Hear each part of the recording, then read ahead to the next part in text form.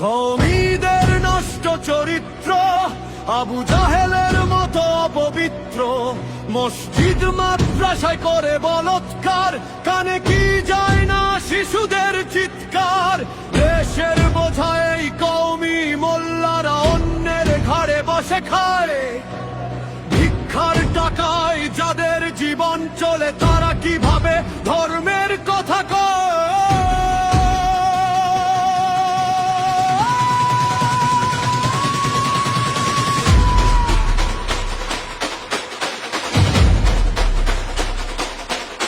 কত বাজার ভাঙলো, মন্দির ভাঙলো, দেশে সৃষ্টি করলো কত মব। তাদের বিরুদ্ধে প্রতিবাদ করলে কাফের বলে লুটে নে সব। সুদখোর ঘুষখোর হারামখোরের টাকায় তাদের চলে সংসার। ধর্ম ব্যবসায়ী এই কওমি সাপের বাচ্চারা হবে জাহান্নামের সরদার।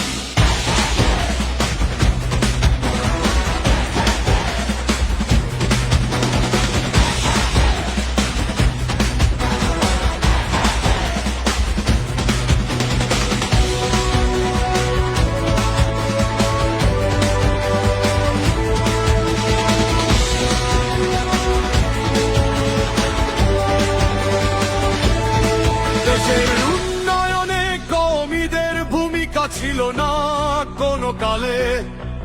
ধর্মান্ধ জনতা আটকা পড়ছে তাদের বিকৃত ইসলামের জালে। সংখ্যা